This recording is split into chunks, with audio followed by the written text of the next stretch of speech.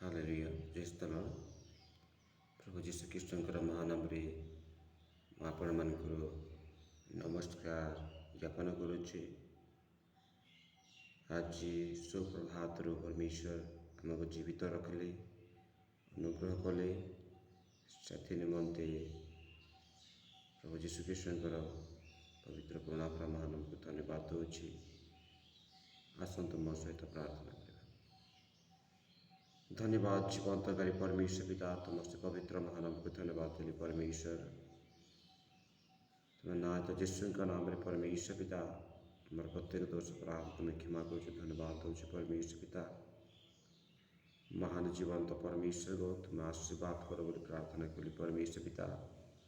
हमारे प्रत्येक दोष अपराध तुम्हें क्षमा करो बोली प्रार्थना कर परमेश्वर पिता। महान जीवंतकारी परमेश्वर पिता, तुम्हें आशीर्वाद कर महानाम को धन्यवाद देली परमेश्वर पिता। और प्रत्येक दोष अपराध तुम्हें क्षमा कर बोली प्रार्थना कर जो प्रार्थना ये लोकों समूह को जीवा परमेश्वर से जीवन प्रति तुम्हें कार्यकलाप करो बोली प्रार्थना कर परमेश्वर पिता। महान जीवंतकारी परमेश्वर पिता, प्रार्थना तुम्हें श्रवण करो बोली प्रार्थना कर अनुग्रहकारी जीवंत परमेश्वर, प्रत्येक दोष अपराध तुम्हें क्षमा करो। ये प्रत्येक विषय तुम्हें सहवर्ती हो प्रार्थना कर जीवंत परमेश्वर पिता। प्रार्थना श्रवण कलो तो धन्यवाद दी प्रभु यीशु का नाम। आमीन। Hallelujah praise the lord. प्रभु यीशु महान परमेश्वर, तांकर पवित्र महानामर अशेष धन्यवाद। कहीं मो जीवन गोटे बहुत बड़ साक्ष्य। मु अनेक दिन कि अल्प किसी दिन में गोटे भूल रास्ता को जाइए, बहुत बड़ भूल रास्ता के जाइए, किंतु हो पारे भी ख्रीस्टियन संतान होती, ख्रीस्टियन परिवार संतान थी, किंतु मु बहुत बड़ भूल रास्ता जाइए। सेटा एवं कहबी ना, मोर नेक्स्ट वीडियो रे मुझे कहबी मु कि प्रकार भूल रास्ता जाइए। हो पारे गोटे झील से मत से रास्तार उद्धार कला, से रास्तार मत कौन कला उद्धार कला। हो पारे मुझे अनेक हिसाब से पथभ्रष्ट हो जाती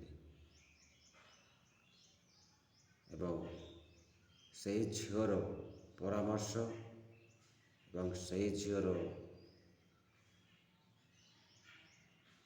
वाक्य एवं प्रत्येक विषय मोर जीवन परिवर्तन कर हो पारे मैं आगर पास्टर ट्रेनिंग करी, पास्टर काम करुँगी सब, किंतु मो विषय किसी होना जो पारे परमेश्वर से झीर द्वारा आज मत कथा कही मोर जीवन परिवर्तन कर मो जागतिक अभिलाष सजासुजी मेकअप गेटअप चिंता बेसी करुली, किंतु से झील द्वारा परमेश्वर आज मत काଣା कले आई उद्धार कर चाकचक्यर मत उद्धार कर पुणी आत्मिकतार उद्धार कर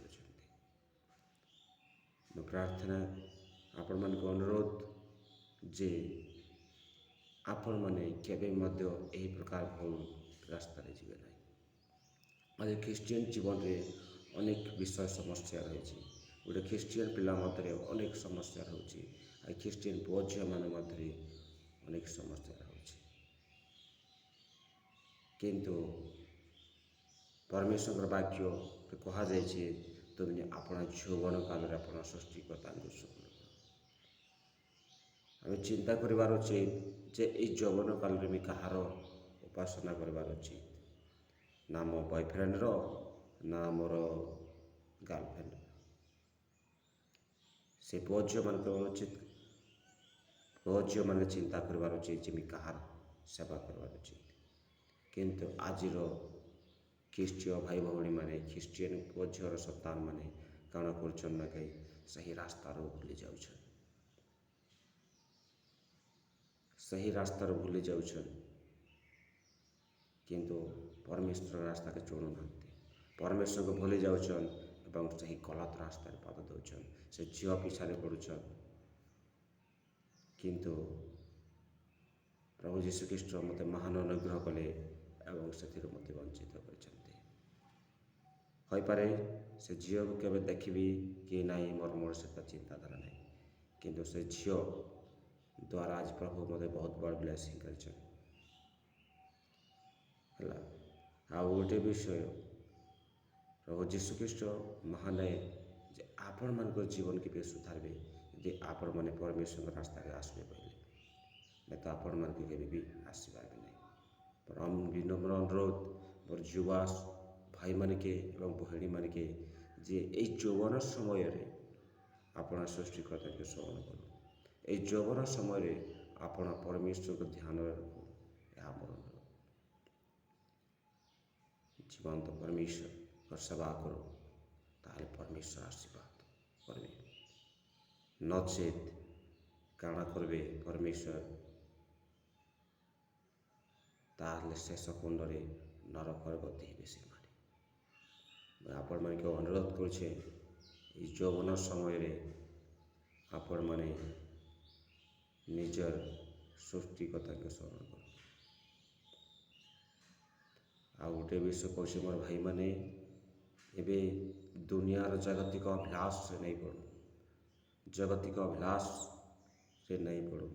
ଏବେ ପ୍ରାୟ ଦେଖବାରକେ ସମସ୍ତେ ପାଉଥିବେ ଯେ ଅନେକ ସ୍ଥାନରେ ଅନେକ ପ୍ରକାର କୁକ୍ରିୟା କାମ ହେଉଛି, ଅନେକ ମାଧ୍ୟମରେ ଲୋକ କୁପଥରେ ଯାଉଛନ୍।